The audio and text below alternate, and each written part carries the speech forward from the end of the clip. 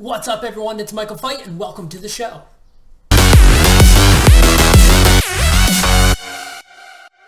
Hey guys, what's going on? Welcome back to the show. First off, I'm wearing a wooden bow tie today.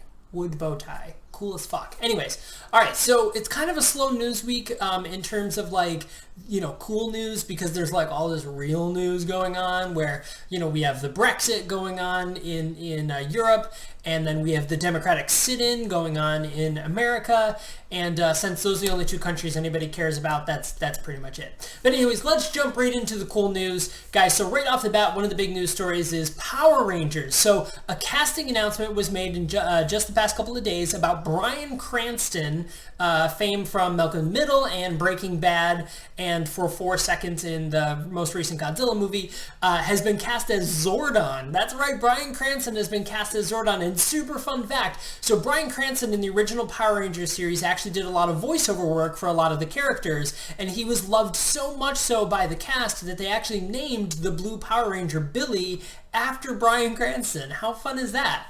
It's so weird, right? Why did they call him Billy? Who fucking knows? But they did. Anyways, so it's super cool. So Zordon is, or Bryan Cranston is cast as Zordon, and so this time he's going to hire teenagers with attitude to push blue sky.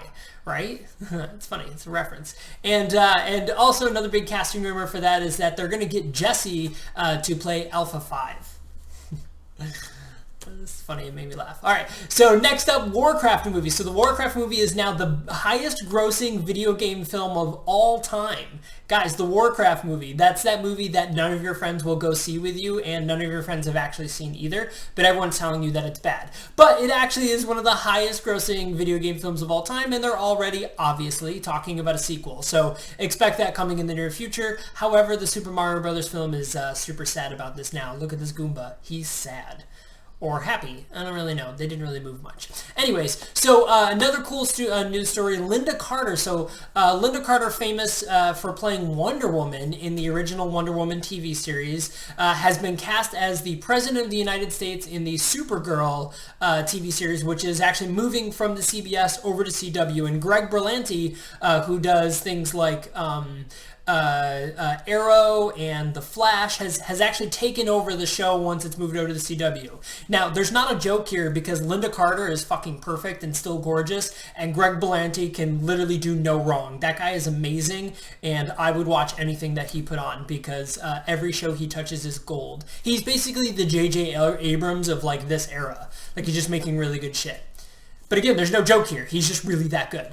Anyways, so one of the last things I want to talk about is the DC movie universe. So, guys, it's just getting really bad. Now, here's the thing. So Batman vs. Superman, they're releasing this ultimate cut of Batman vs. Superman, and basically what the idea of it is going to be is that it's going to fix all of the plot holes that happened in the original Batman vs. Superman movie, and that's going to help lead into the Justice League film. So now the Justice League film is already having all sorts of reshoots and scripting, and Ben Affleck, or Batfleck, has gone on record as saying that he's now rewriting the entire Batman solo movie that's coming out because he wasn't too happy with this. Now, the thing is it sounds like to me is that DC really hasn't found their footing. So in a recent article, Zack Snyder said that he found that audiences didn't like or that he's trying to fix the brooding and dark nature because people don't like to see their heroes torn down, which is wrong. People fucking love that. People love that. They want to see the heroes torn down and triumph. He's getting it wrong yet again.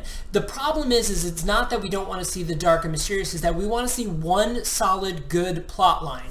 The reason why Civil War worked so well, and that is a story about characters breaking down and heroes breaking down, is that it was one plot line. It was one plot line. It's hey, sign this paper, either work with the government or work against the government. That's it. That's the generic plot line. Yeah, there was tons of characters, but there's no other plot. Nobody cares. Just focus on the one story. So when it comes to the Justice League, all I ask Zack Snyder is that do not reference, don't have flashbacks, nothing. Nobody cares about Batman vs. Superman. Have the implications of that film but focus on one major plot line. Introduce the villain, introduce the fact that it's a brand new team and everybody works together, and don't do the whole tried and true of like, we aren't going to work together and then last minute we're totally working together. Like, build a new story. You have tons of great reading material and tons of different comics and lots of really great writers in those comic series that can show you how to make a really good solid film in just a short period of time with one good plot. I know you can do it, Zack Snyder. I have faith in you. If you are troubled or you have questions, call me. I'll totally help you out, man. All right, guys, that's it for the show today. Don't forget to rate, comment, and subscribe. Follow me on all sorts of social media. And thanks a lot, guys. Love ya.